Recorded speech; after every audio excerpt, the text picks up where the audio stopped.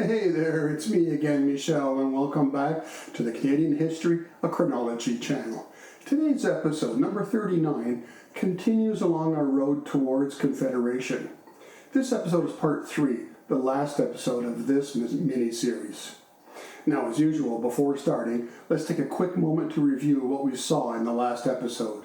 And as a reminder, that episode was focused on the newly united province of Canada and its success in achieving responsible government. We saw that Egerton Ryerson, Chief Superintendent of Education, had pushed through an Education Act that established 2 independent school systems for both English and French Canadians.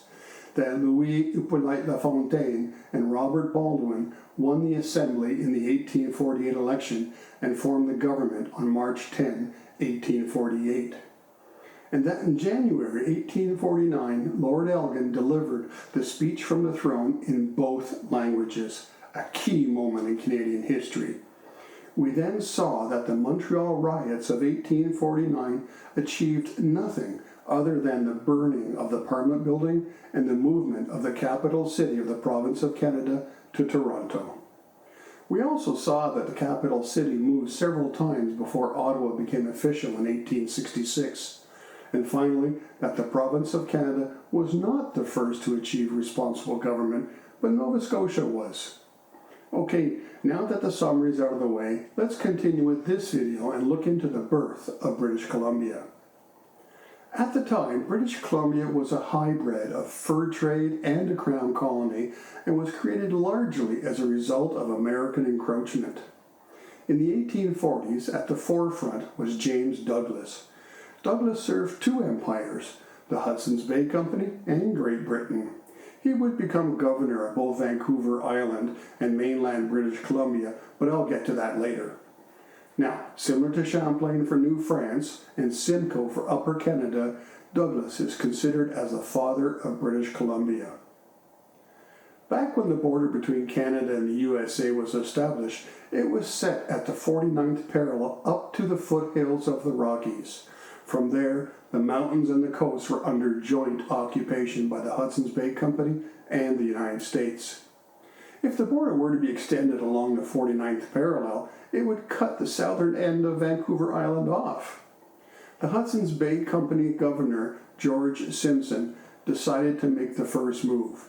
He sent James Douglas to establish a trading post on the island to prove prior ownership in case the company had to surrender its territory when the border was finalized. By 1843, after having surveyed several locations on the island, Douglas selected a spot with the help of the Salish First Nations and named it Fort Victoria. This move established Great Britain and the Hudson's Bay Company on the island below the 49th parallel. At this time, Mexico held California and Russia held Alaska. In between was the disputed Oregon Territory, which was claimed and jointly occupied by both the Hudson's Bay Company and the United States. It was a large chunk of land and highly desired by both. In 1844, James Polk was president of the USA and ran on a platform that yelled 54.40 or fight.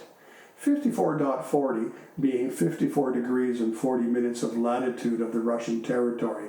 The Americans insisted that the Oregon Territory belonged to them, all the way up to Alaska.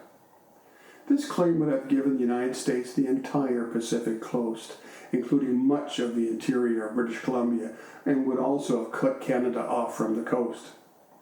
The Americans claimed to have manifest destiny, meaning it was their destiny to possess all of North America. President Polk began to make bigger and bigger threats. And as an aside, Canada got off easy with the American manifest destiny. Mexico was basically eaten alive. Great Britain was suggesting that the Oregon Territory be divided at the Columbia River at the 45th parallel. Reasonable, but the Americans wanted it all.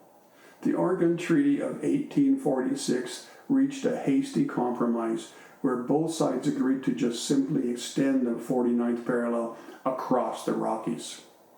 Of course, this was ridiculous for a mountainous region, as the border paid no attention to watersheds, river basins, or valleys. But Douglas, having built his trading post on Fort Victoria, had ensured that the whole of Vancouver Island remained in British hands. But this did force the Hudson's Bay Company to shift their Oregon Territory operations from the Columbia River up to the Fraser River. In 1849, Vancouver Island was a crown colony with its capital at Fort Victoria. It was the first British colony established west of the Great Lakes. And in 1851, James Douglas was named governor. He laid out a town site adjacent to Fort Victoria and named it Victoria. Although a small coal mining operation had begun on the island at Nanaimo, the island was still basically a fur trading colony. But all that changed in 1858. A rich gold find was discovered in the interior on the Fraser River and triggered a stampede of mostly American miners. Within 2 weeks, the community of 450 at Victoria became the jumping-off point for the miners. More than 20,000 miners disembarked at Victoria. The gold rush had started. Governor James Douglas was worried about the massive influx of Americans, so he acted quickly by drawing up a list of regulations, hiring constables, and issuing a public proclamation. The gold fields of the Fraser Valley were Crown property, and any miner had to now register and pay a licensing fee before mining. Most miners just passed through Victoria to register and pay their fees, but many stayed. The population of Victoria boomed. More than 200 new commercial buildings were built in the first year of the gold rush. By issuing licenses, James Douglas had assumed control over the mainland. But Great Britain pointed out that his authority didn't extend past Vancouver Island. But because he acted first, the British government decided to give Douglas the authority, and on August 2, 1858, a second Crown colony was created on the mainland named British Columbia. Douglas resigned from the Hudson's Bay Company to focus on the two colonies. Then, Colonel Richard Moody of the Royal Engineers was brought in to build roads and survey towns. Moody established a mainland capital near the mouth of the Fraser River and named it New Westminster. Then came an even bigger gold strike in the remote Caribou Valley. Governor Douglas commissioned a wagon road into the interior, a feat of engineering along a 650-kilometer road through canyons, dangerous heights, sheer rock, and thick forest. The Caribou Road connected the towns of Yale and Barkerville and opened up the interior of British Columbia to settlement and trade. Then more rich gold finds were discovered in the Kootenay interior, leading to lawlessness. But keeping everything in order was Matthew Bailey Bergby, also known as the Hanging Judge. He kept the miners in line and prevented BC from becoming a lawless frontier like California had become. Begbie brought law and order and was sensitive to First Nations customs and cultures. He dismissed the anti-potlatch law and defended the rights of Chinese workers. Now, back to James Douglas. He was not a very democratic man and had little use for notions or ideas such as representative or responsible government. As in the other British colonies, the main agitator for responsible government were the newspaper men. There was Bill Smith, who came from Nova Scotia in 1858 and who later had his name changed to Amour de Cosmos. He established himself in Victoria with the island newspaper, The British Colonist. Then came John Robson soon thereafter, an upper Canadian who set up shop in New Westminster and produced the mainland's first newspaper, the British Columbian. Cosmos and Robson led the push for greater self-government. And as an FYI, they both later became premiers of British Columbia after Confederation. But it wasn't until Governor Douglas retired in 1864 that British Columbia was finally given a fully responsible elected assembly. Credit for this goes to the governor that followed Douglas, Frederick Seymour.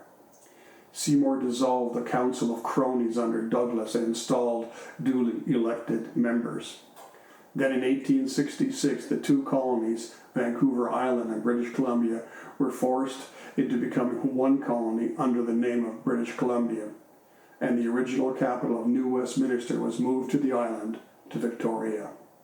Well, on that inspiring note, let's end this episode here. Please stay tuned for the next episode, episode 40, Confederation, Part 1, where we look at how the American Civil War helped kickstart Confederation in Canada. Now remember, at any time, feel free to leave comments or questions below, and I'll do my best to respond to them all. And please, be a true Canadian and be polite. And if you like this content, give this video a thumbs up and click that subscribe button below to see more. And remember to hit the bell if you'd like to be notified of any new content. Thanks everyone, and have a great day.